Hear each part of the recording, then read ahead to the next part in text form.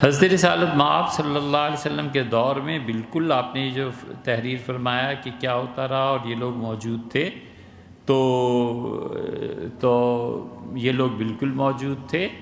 مدینہ منورہ میں خود 3 یا 4 جو مخنث تھے وہ موجود تھے، 3 تھے یا 4 تھے، ماپے تھا، اور بھی حدیث کی کتابوں میں نام آئے ہیں۔ حضرت رسالت مآب صلی اللہ علیہ وسلم کو ان کی بہت سی چیزوں کا علم ہی نہیں تھا۔ حضرت عائشہ رضی اللہ عنہ اپنے بھائی عبد الرحمن کے لیے رشتہ تلاش کر رہی تھی، اور عبد الرحمن ام المومنین رضی اللہ عنہ کو بہت محبت تھی اپنے اس بھائی سے، ان کے رشتے کی بات تھی۔ تو ایک مخنث آیا ام المومنین رضی اللہ عنہ سے گفتگو کر رہا تھا، اس نے کہا اگر یہ قلعہ فتح ہو گیا تو فلاں سردار کی فلاں بیٹی ہے اور وہ چلتی ہے تو ایسے، اور اس کا جسم ایسے، وغیرہ وغیرہ۔ حضور اقدس صلی اللہ علیہ وسلم اس وقت دروازے سے داخل ہو رہے تھے اور یہ جملے بول رہا تھا، تو نبی کریم صلی اللہ علیہ وسلم بہت حیران ہوئے۔ آپ نے اس کے جانے کے بعد فرمایا کہ عائشہ مجھے نہیں پتا تھا کہ یہ لوگ اتنے غور سے دوسروں کے جسم کو دیکھتے ہیں، اور فرمایا انہیں منع کرو آئندہ سے گھروں میں نہ آئیں۔ اور پھر رسول اللہ صلی اللہ علیہ وسلم نے حکم دیا کہ ان کے لیے گھر تعمیر کیے جائیں۔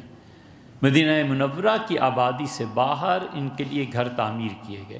پھر آپ نے ان سے فرمایا کہ جمعے کے دن تم آ جایا کرو اور لوگوں سے پیسے ایسے مانگ لیا کرو، لے لیا کرو، تاکہ تم اپنی بنیادی ضروریات زندگی پوری کر سکو، اور اسی پہ عمل ہوتا رہا۔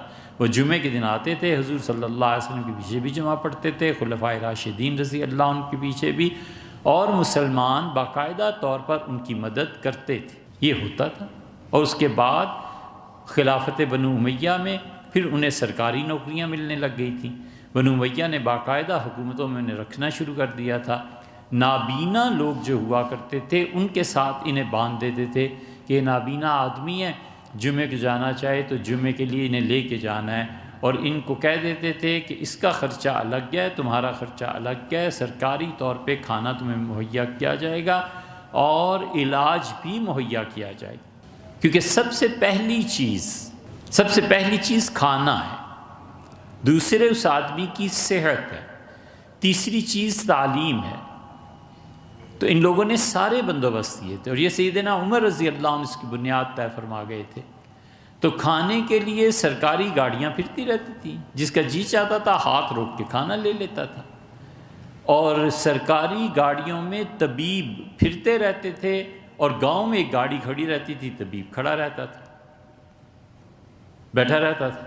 اور جمعے کے دن ہر مسجد میں جہاں جمعہ ہوتا تھا حکومت کی طرف سے اطباء پوری ایک جماعت بیٹھتی تھی، اور ان کے پاس بہت سی دوائیاں ہوتی تھیں اور مفت لوگوں کا علاج کرتے تھے، کیونکہ میڈیکل حکومت کے ذمے تھا، ان کی ذمہ داری میں سے تھا۔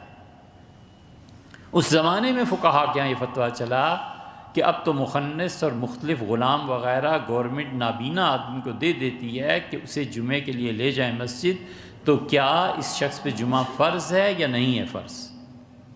تو یہ سارے کام ہوتے تھے، لوگ انہیں رکھتے تھے۔ اگر ناگوار نہ گزرے تو مسئلہ یہ ہے کہ ہم پڑھے لکھے نہیں ہیں، ہمارے ہاں تعلیم نہیں ہے، ورنہ یہ جو آپ نے تحریر فرمایا پتہ نہیں پورا سوال کیا ہوگا، لیکن یہ ایک پورا مستقل شریعت کا شعبہ ہے کہ ان کے جذبات ہیں، نفسیاتی کیفیات ہیں، ان کی تسکین ہے، آخر کیا کیا جائے گا، یہ مستقل ایک شعبہ ہے۔ حضور اقدس صلی اللہ علیہ وسلم نے باقاعدہ اس پہ تعلیمات دی ہیں۔ صحابہ اور صحابہ کرام رضی اللہ عنہم اور خلافت راشدہ میں آپ کو مستقل اس کے احکامات ملیں گے، وراثت میں حصہ ملے گا کہ اس کی وراثت کتنی ہوگی، یہ سب چیزیں ہیں۔